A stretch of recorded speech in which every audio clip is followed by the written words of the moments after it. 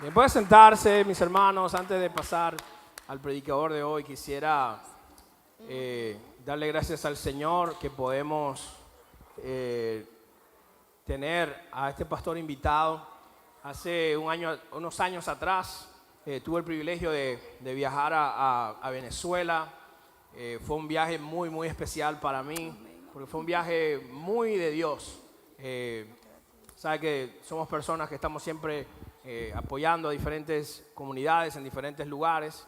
En el día de mañana pedimos oración, estamos saliendo, todos los pastores de Fuente de Salvación, muchos están viajando ya, desde Ecuador, México, España, del área de República Dominicana, Estados Unidos, para estar en unos días unidos buscando la presencia del Señor y qué Dios tiene para el Ministerio de Fuente de Salvación. Y de alguna manera el Señor nos conecta con otros países, otros ministerios que son de mucha bendición para cada uno de nosotros. Y desde que conocimos al pastor Cheo, pastor José Rivero, ha sido una bendición el poder apoyar, aportar, aprender juntos y poder recibirles acá. En esta ocasión pues, nos tenemos la honra de poder recibir al pastor, del pastor Cheo, a quien le guió en los primeros pasos, y creo que es un privilegio tener al pastor Enrique, su esposa Alessandra, su hija Stephanie. Sí, por favor, acérquese, pastor. Estuvo compartiendo con nosotros el día de ayer. ¿Cuántos fueron bendecidos las parejas que estuvimos acá? Y qué bueno poderles tener, pastor, es una honra. Y en nombre de toda la iglesia, primeramente, quiero honrarte, pastor, y decirte gracias por el discipulado que no solamente invertiste en Cheo, pero en tanta gente. Y nosotros somos beneficiarios de lo que al principio, lo que pusiste ahí, las primeras pasos, y eso es una bendición. Te bendigo. Gracias a Dios por ti. Y esta es su casa, ¿verdad? ¿Los recibimos bien? Amén. Muchas gracias, Pastor Lipe. Bueno, buenos días a todos, buenas tardes a todos. Bueno, me sentí muy bien acá, me sentí como si estuviera en mi iglesia en Caracas, es similar a esta, y más o menos la alabanza es similar, y entonces me sentí como en casa, me sentí familiar, gracias al Señor. Bueno, vine aquí, estoy acompañado por mi esposa Alexandra, que está acá, ponte de pie para que no la vean, mi esposa, y mi hija Stephanie. Nosotros somos de Venezuela, pero estuvimos hace 4 años, vinimos de Venezuela, hace 4 años, el mes que viene, mes de marzo, cumplo 4 años acá. No estaba en mis planes venirme a Estados Unidos, pero bueno, las circunstancias nos guiaron a venir a Estados Unidos. Y vivimos ahora en Lancaster, en Pensilvania. Y bueno, gracias a Dios estamos cerca de aquí de New Jersey. Podemos conocerlos a ustedes y compartir con ustedes. Ayer estuvimos una cena de parejas, me encantó, fue muy bueno. Disfrutamos mucho la cena, compartir mi testimonio de matrimonio con ustedes. Y hoy quiero compartir una palabra que está en 1 Samuel 8, versículos 1 al 8. ¿Okay? Entonces, quiero compartir, este es como mi mensaje favorito. Mi mensaje favorito es hablar sobre la persona de Jesús. Ese es como lo que más me gusta compartir. Entonces, cuando me dicen, predica, eso es lo que voy a predicar.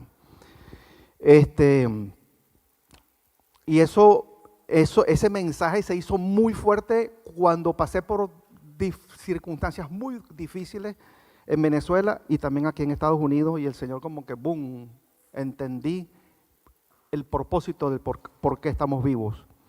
Pero vamos a leer aquí en 1 Samuel 8, del 1 al 8. Voy a leerla en la versión Nueva Biblia de las Américas, NBLA. Y dice así: cuando Samuel ya era viejo, puso a sus hijos como jueces sobre Israel. El nombre de su primogénito era Joel y el nombre del segundo Abías. Estos jugaban en Berseba. Pero sus hijos no anduvieron en los caminos de su padre, sino que se desviaron tras ganancias deshonestas. Aceptaron sobornos y pervirtieron el derecho. Entonces se reunieron todos los ancianos de Israel y fueron a Samuel en Ramá y le dijeron: mira, has envejecido y tus hijos no andan en tus caminos. Ahora pues danos un rey para que nos juzgue como todas las naciones. Pero fue desagradable a los ojos de Samuel que dijeran: danos un rey que nos juzgue. Y Samuel oró al Señor. Y el Señor dijo a Samuel: escucha la voz del pueblo en cuanto a todo lo que te digan, pues no te han desechado a ti, sino que me han desechado a mí, para que yo no sea rey sobre ellos, así como todas las obras que han hecho desde el día en que los saqué de Egipto hasta hoy, abandonándome y sirviendo a otros dioses, así lo están haciendo conmigo también. ¿Okay? Ahora voy al 1 Samuel 12, del 1 al 15, dice entonces...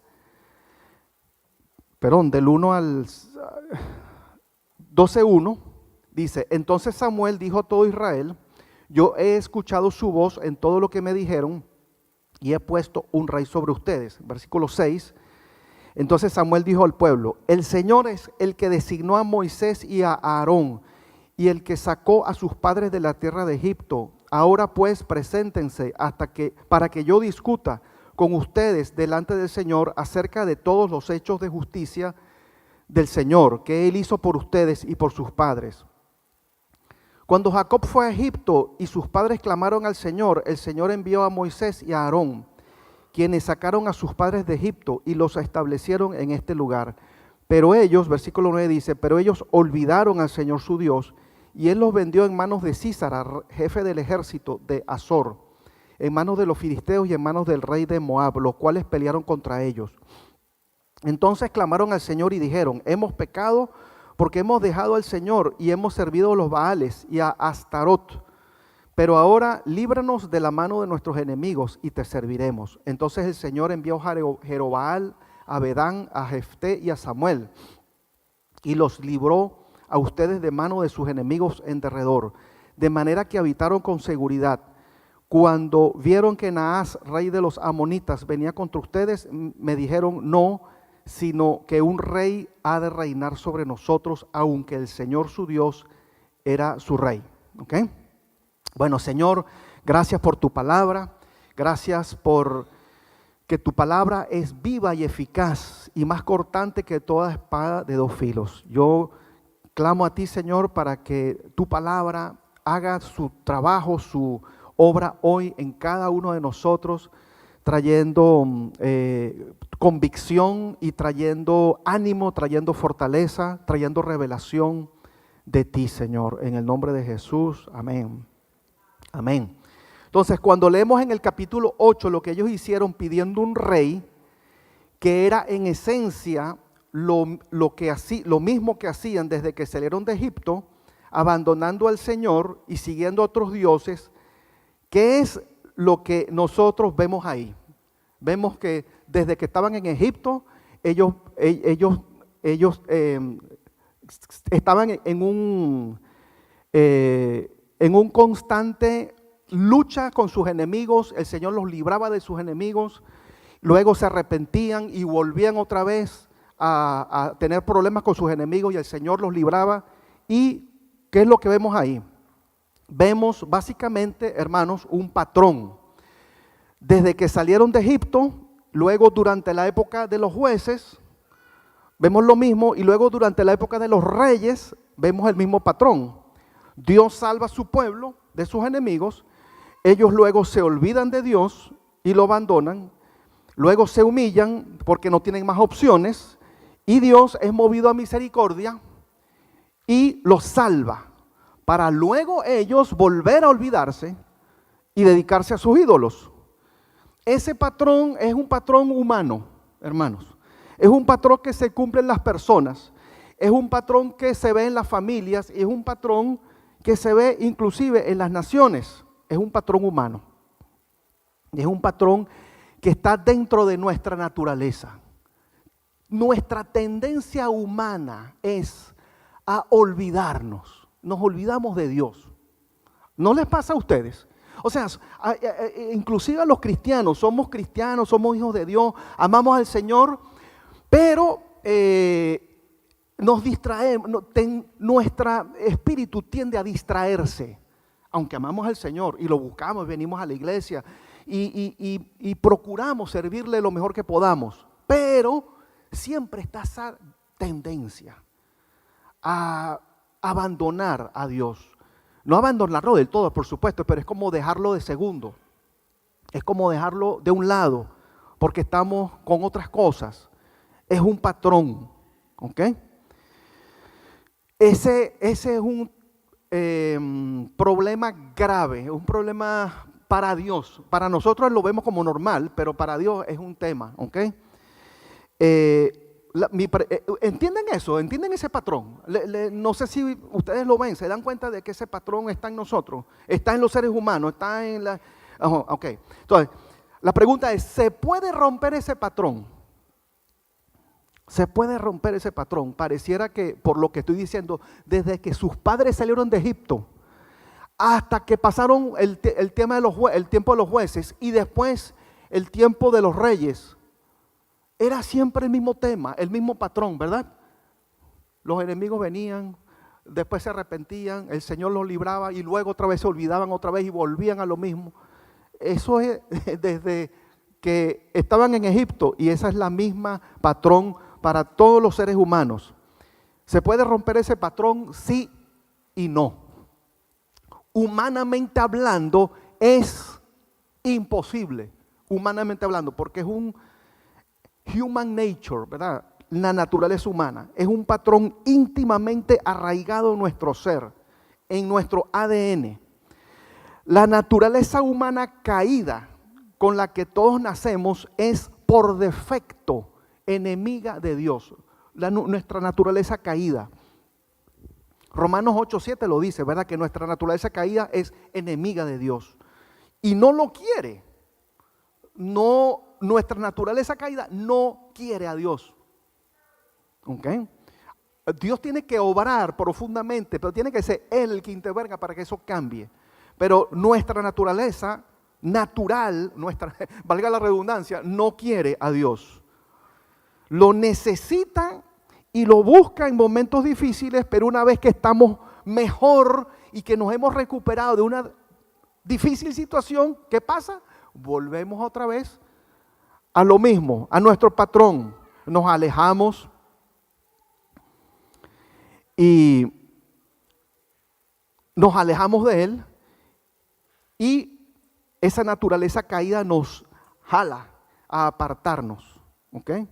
La única solución para romper ese patrón es que Dios nos cambie, que el Señor haga una obra sobrenatural, que Él obre de tal manera en el corazón y lo transforme a un grado tal que en la medida que nuestra mente es renovada, no solamente no nos olvidemos de Él, sino que más bien queramos estar con Él en todo momento y en vez de apartarnos de Él, apartemos tiempo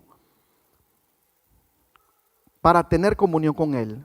Y en vez de aprovechar los momentos libres para buscar algún entretenimiento, aprovechamos para entonces más bien conectarnos con Él. Es el Espíritu Santo quien produce en nosotros ese deseo de buscarle y de acercarnos a Él y de querer acercarnos cada día más. Ese deseo de acercarnos y buscarle es puesto inicialmente por Dios, no es de nosotros. Pero tenemos que, digamos, cultivar ese deseo inicial para que crezca y no sucumba ante los ríos y las montañas de distracciones que nos alan al mundo para que de nuevo nos olvidemos de Dios. Pero entonces, ¿cómo podemos cultivar? Si entendemos que ese patrón está en nosotros, esa tendencia a olvidarnos de Él está en nosotros, ¿cómo podemos entonces cultivar ese deseo que Dios puso inicialmente? ¿Cómo podemos cultivarlo? Bueno, ¿cómo podemos? Lo primero es pedírselo a Dios, ¿ok? Tenemos que pedírselo. Santiago 4:2 dice, no tienen porque no piden. Piden y no reciben porque piden con malos propósitos. Entonces Dios es un Padre bueno, quien se deleita en bendecir a sus hijos que le piden, pero no es suficiente pedir, hay que pedir bien. porque podemos pedir mal, ¿verdad? A veces pedimos con malos propósitos, pero hay que pedir bien, con buenos propósitos. ¿Okay? Entonces, aquí está una escritura clave para este día, que es la que es como el meollo de todo esto, ¿no? Lucas 11, del 9 al 13, Jesucristo les dijo a sus discípulos, Lucas 11, del 9 al 13, así que yo les digo, pidan y se les dará. Busquen y hallarán, llamen y se les abrirá, porque todo el que pide recibe, y el que busca halla, y al que llama se le abrirá. ¿Ok? Entonces, yo cuando yo era nuevo creyente, yo leía muchos libros y cuestiones y decía, oye, bueno, ten fe y vamos a creerle al Señor y vamos a pedirle y pide, y el que pide se le dará, y el que busca halla, y el que llama se le abrirá. Entonces era siempre como, bueno, pido una moto y me daba la moto, pido un carro y me da el carro. O sea, pedir cosas, pedir sanidad, pedir cosas que necesitamos. Y eso es real, es así, ¿no? Es así. Pero el Señor tiene un propósito mucho más alto para esas escrituras, para esta enseñanza que Él mismo estaba dando. Sigue aquí. O supongan que a uno de ustedes que es padre, su hijo le pide pan, ¿acaso le dará una piedra? O si le pide un pescado, ¿acaso le dará una serpiente en lugar del pescado? O si le pide un huevo, ¿acaso le dará un escorpión? Pues si ustedes, siendo malos, saben dar buenas dádivas a sus hijos, ¿cuánto más su Padre Celestial dará al Espíritu Santo a los que se lo pidan?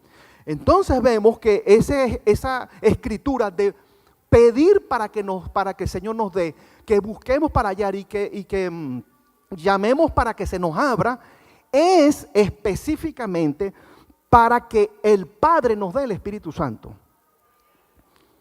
Más que para pedir cosas para nosotros, que está bien pedirlas, no tiene nada de malo pedir, porque Dios dice que pidamos para todo lo que necesitamos, pero principalmente el propósito principal es pídele el Espíritu Santo. Pero para pedir y recibir hay que pedir con buenos propósitos, y el Señor nos indica el mejor propósito. No pedís porque pedís mal, entonces hay que pedir bien. Y pedir bien y el mejor propósito de pedir, la mejor petición de todas, que seguramente recibirá respuesta del Padre, es pedir el Espíritu Santo. Y el principal propósito del Espíritu Santo es que podamos, entre otras cosas, para el propósito, el Espíritu Santo nos ayuda para que podamos sanar, profetizar, etcétera, fluir en los dones del Espíritu, ¿verdad que sí? Eso es lo que Él hace, pero yo me refiero, ¿cuál es el principal propósito del Espíritu Santo? El principal es llevarnos a Jesucristo, guiarnos a Él. Amén. Inspirarnos para que queramos tener comunión con Él. ¿Okay? Que Él nos atraiga a Él, que nos llame a Él, que nos ponga en nosotros un interés, nos pone en nosotros un interés particular por Él, por el Señor Jesucristo. Eso es lo que el Espíritu hace.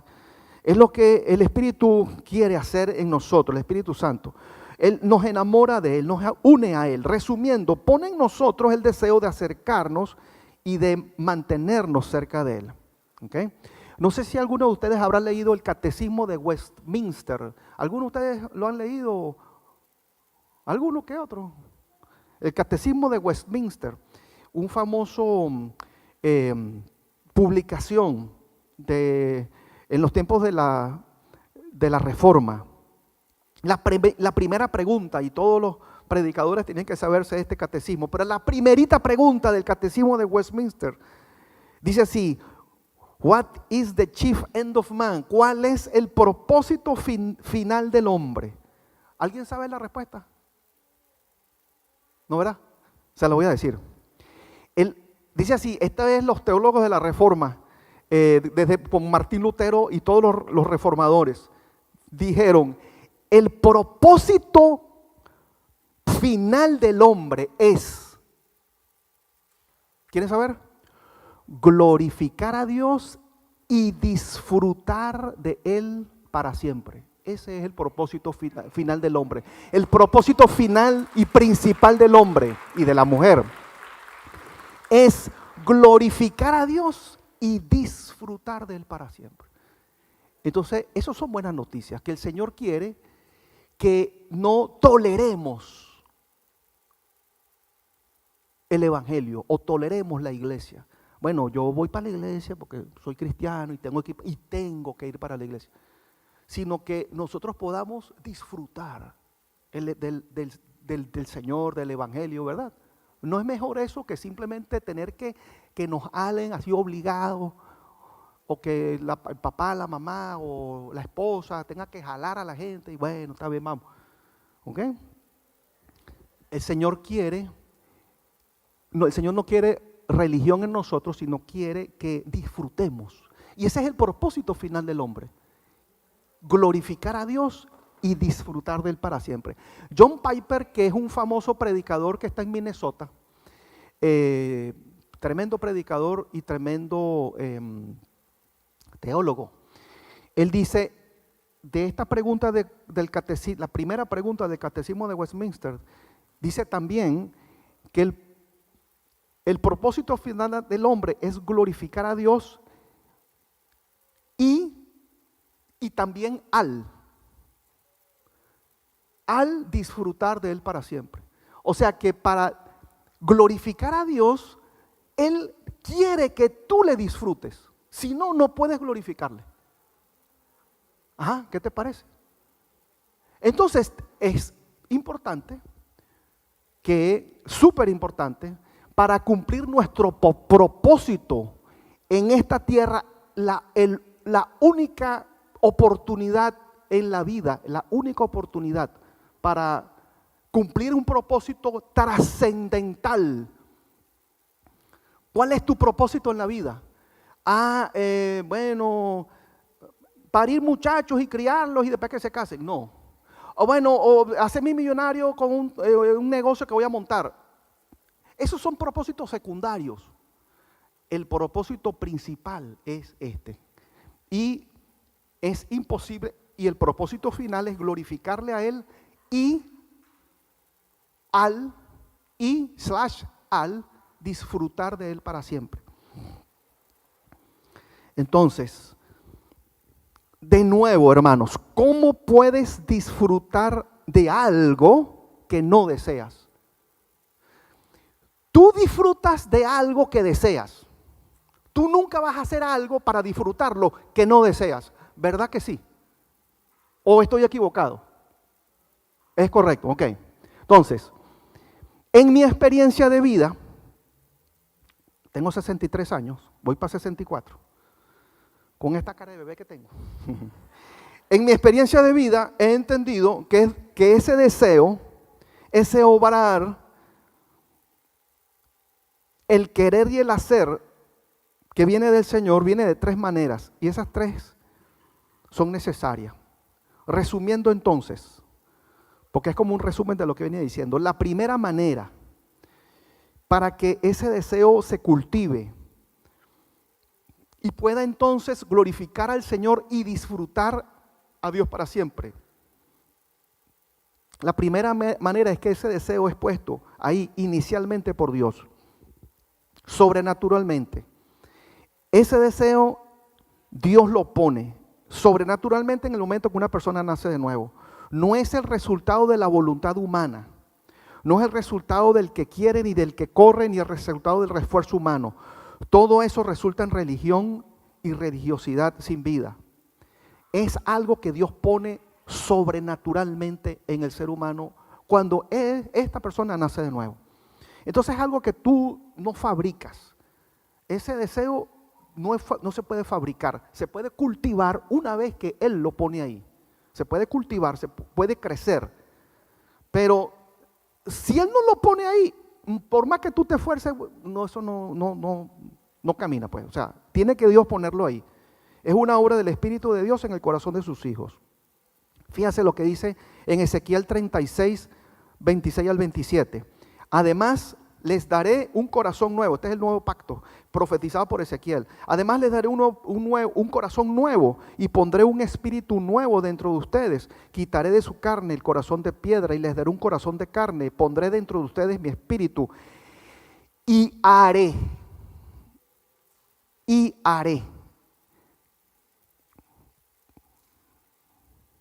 que anden en mis estatutos y que cumplan cuidadosamente mis ordenanzas. Haré. El Señor dice, yo haré que anden en mis estatutos, leyes, ordenanzas. ¿Y cómo se resumen los estatutos, ordenanzas y leyes? ¿Cómo se resume? A ver, alguien que sepa. Se resume en una sola cosa. Amarás al Señor, Jesucristo lo dijo, ¿verdad? ¿Cómo se resume la ley? Amarás al Señor con todo tu corazón, con toda tu alma, con todas tus fuerzas y a tu prójimo como a ti mismo. ¿Okay? Amar al Señor sobre todas las cosas. ¿Okay? Amarle y disfrutar de Él. Eso Él lo hace. Él hace eso en ti. Es algo que Él lo hace una vez que Él te da a ti un corazón nuevo y pone un espíritu nuevo dentro de ti. Te quita el corazón de piedra y te da un corazón de carne, un corazón tierno, vivo. ¿Okay? Y Él hace eso. ¿Okay? La segunda manera es, como he venido diciendo, pedirle al Padre en el nombre de Jesucristo que nos dé el Espíritu Santo. Pero alguno dirá, hermano, pero yo tengo el Espíritu Santo, yo soy cristiano, yo cuando recibí a Jesucristo recibí el Espíritu Santo. Bueno, claro, por supuesto que tú lo tienes, hermano, tú tienes el Espíritu Santo, pero me refiero a tenerlo de manera creciente, cada vez mayor, tenerlo, que Él vaya llenando más y más los espacios de nuestra vida. Más de Él cada día, pedirlo cada día para que su fuego crezca cada día y de esa manera cultivar el deseo inicial puesto por Él. Al punto que el deseo va creciendo, ese deseo Él va creciendo, al punto que ese deseo supere todos los demás deseos humanos. Cuando llegas a ese punto, ya no habrá más luchas con alcohol, pornografía, adicción a las redes sociales, etcétera, etcétera. Todos los pecados con los que tanto luchamos. Porque ya no te llama la atención. No te llaman más la atención estas cosas. El mundo y sus seducciones pierden su brillo. Y empieza a deleitarte cada vez más su compañía. La compañía con el Señor. Y entonces, en la medida que tú le glorificas, le alabas, le sirves, le amas, y al disfrutar de Él, entonces eso empieza a crecer y supera los deseos que todos tenemos, deseos pecaminosos. Los supera, y esa es la mejor manera de ser librado de cualquier adicción y de cualquier pecado que te tiene esclavizado. Amén. Es el mismo su presencia, estar en su presencia y disfrutar de Él. Ya está, empiezan a disiparse todas esas garras del diablo, las garras del enemigo sobre el alma de las personas, empiezan a debilitarse. Amén. No es tan complicado como parece, realmente, no es. Y la otra manera es por medio de un proceso de transformación, por medio de la renovación de la mente, que implica, eso sí, cultivar cada día, queramos o no, tengamos ganas o no, tengamos el deseo o no, porque no todos los días uno tiene el deseo, eso por más, no, yo te lo pido y no viene y tal, pero tengamos el deseo o no, nos provoque o no, ¿okay?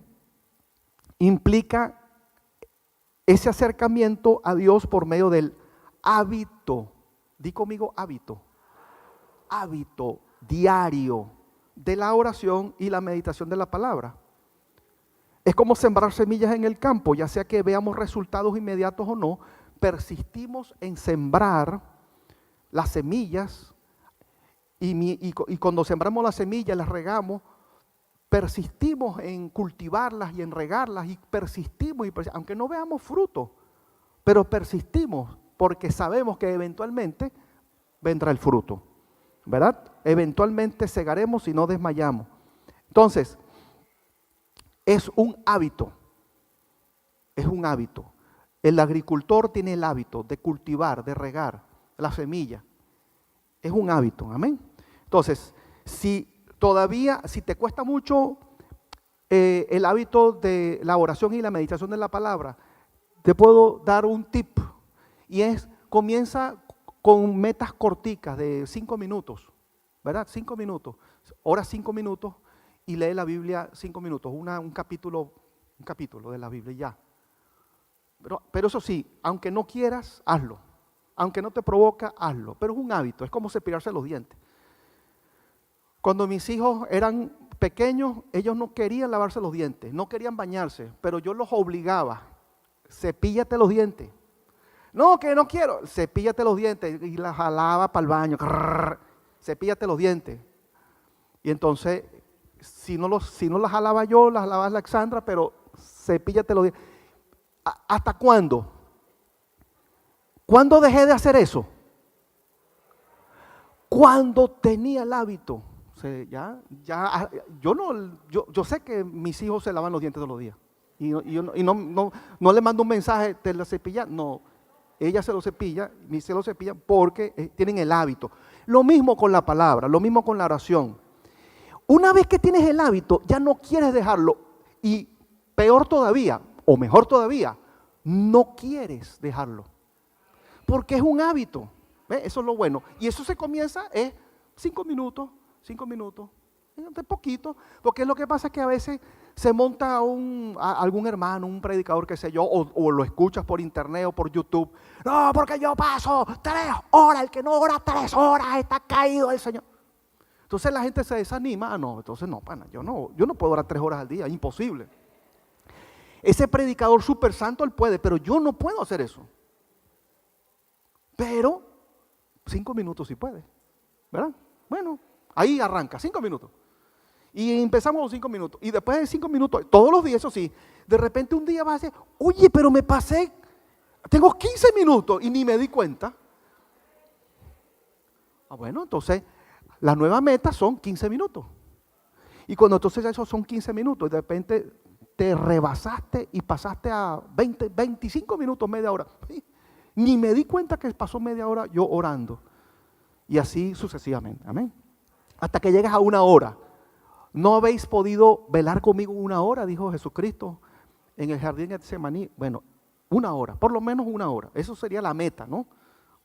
Y más allá, mejor todavía, pero 1 hora, esa es la meta. ¿Okay? Pero más mejor todavía, pero 1 hora por lo menos, ¿ok?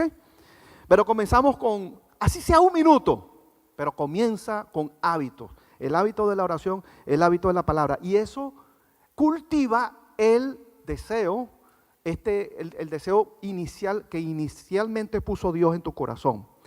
Amén. Para terminar, porque yo no me quiero alargar tanto hoy, pero para terminar, quiero compartirles el ejemplo de alguien que logró llegar a este punto de no olvidar a Dios, como le pasó a los israelitas cuando salieron de Egipto, y a través de el periodo de los jueces y el periodo de los reyes que se olvidaron del Señor, y el Señor los rescataba y se volvían a olvidar, el Señor los rescataba y se volvían a olvidar, pero esta persona logró llegar a ese punto de no olvidarle, como que se revirtió ese patrón adentro de esa persona, ese patrón que se puede revertir en los seres humanos por su gracia, ¿no? Pero llegó a ese punto de no olvidar a Dios, sino anhelar su presencia por encima de las ilusiones del mundo. Y es un ejemplo bíblico. ¿Quién creen ustedes que es esta persona? Es un ejemplo bíblico. ¿Cuál será? ¿Alguien sabe? ¿Quién pudiera ser? No. Bueno, Daniel sí, pero hay un ejemplo que era un tema con Jesucristo. Era una cuestión con Jesús. Pues Juan también, pero más o menos. ¿Quién están fríos todos ustedes?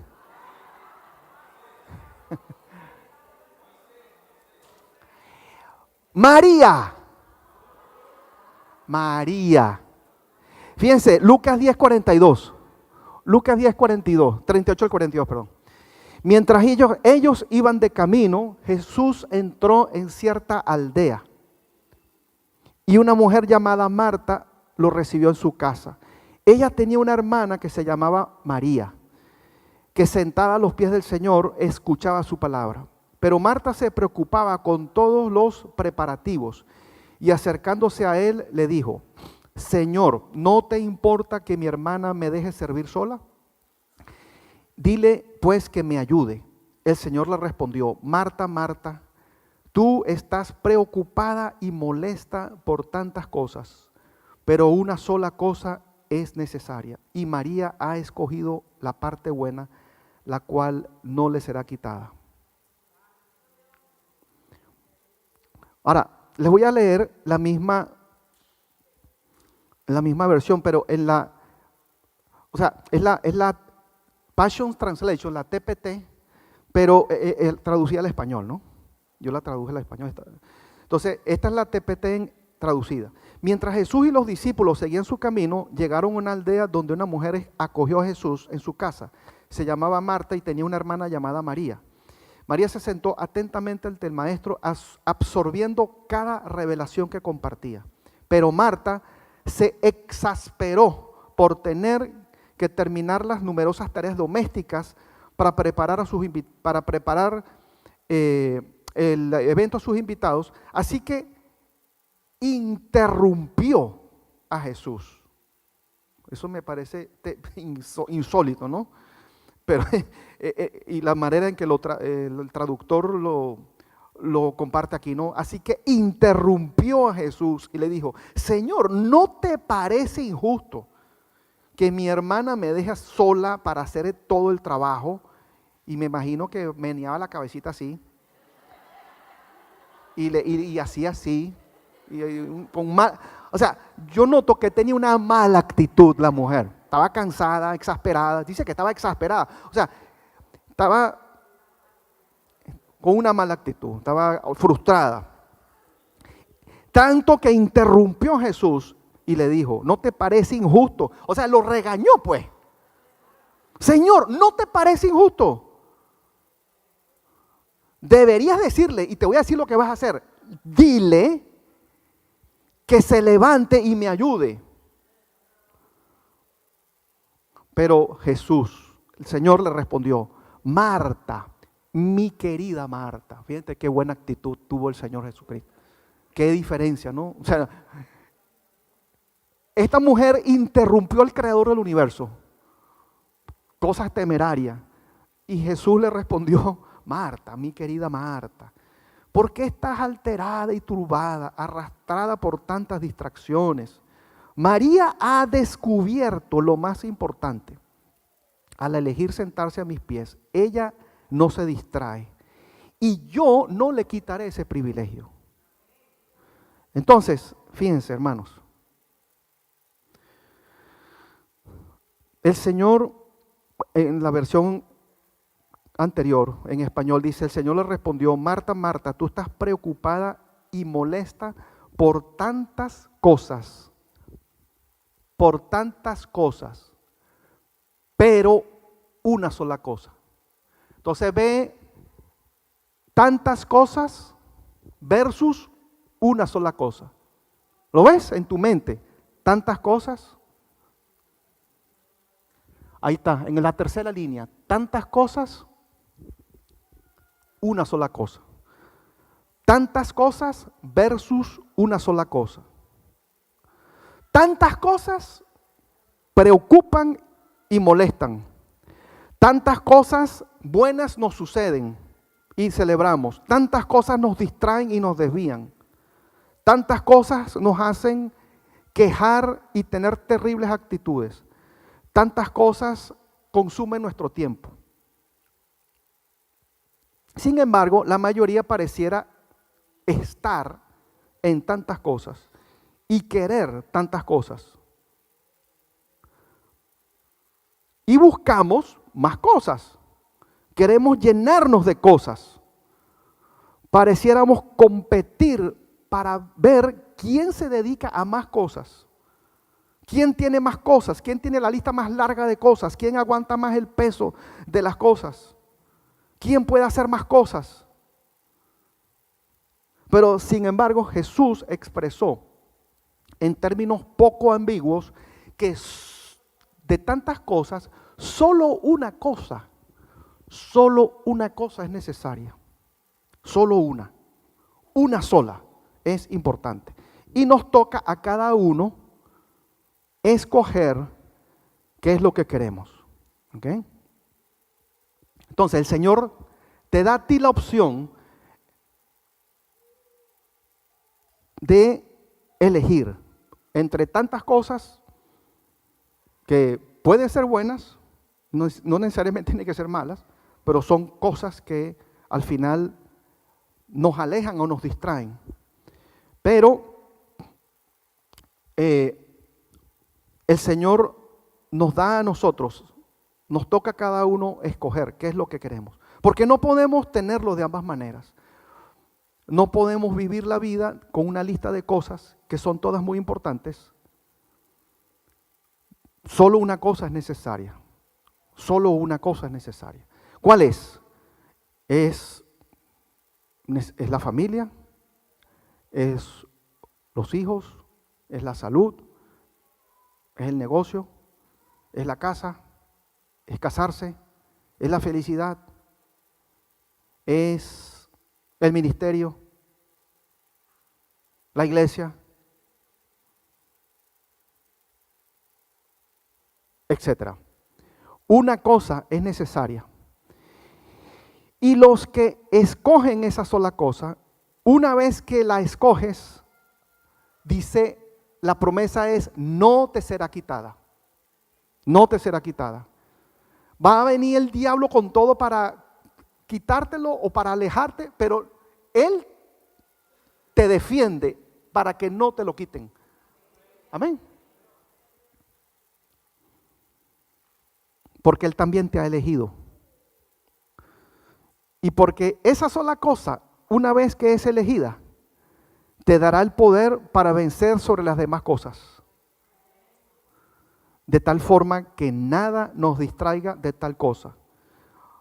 Y esa sola cosa entonces crezca en ti y cada día, y sea cada día lo más importante y lo más satisfactorio que el ser humano jamás podrá experimentar. Y es Jesús. Dilo, Jesús. Vamos a orar. Amén. Señor amado, gracias por mostrarnos, Señor, el verdadero propósito de nosotros, de los seres humanos.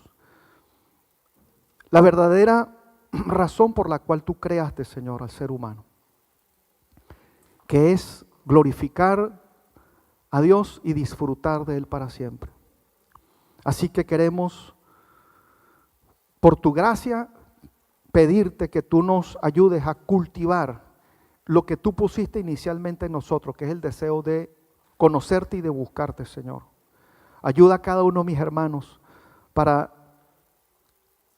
cultivarlo, para tener hábitos que lo ayuden, Señor, y que nos guíen a que crezca en nosotros este acercamiento contigo, Señor.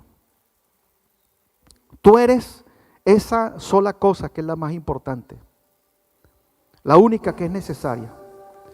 Ayúdanos, Señor amado, por tu gracia, a tener un mayor enfoque, porque reconozco que todavía hay cosas que me quieren alar y me quieren alejar, me quieren desviar y distraer. Te pido por tu gracia, acudiendo a tu trono de gracia, Señor, que nos guardes. Guárdanos.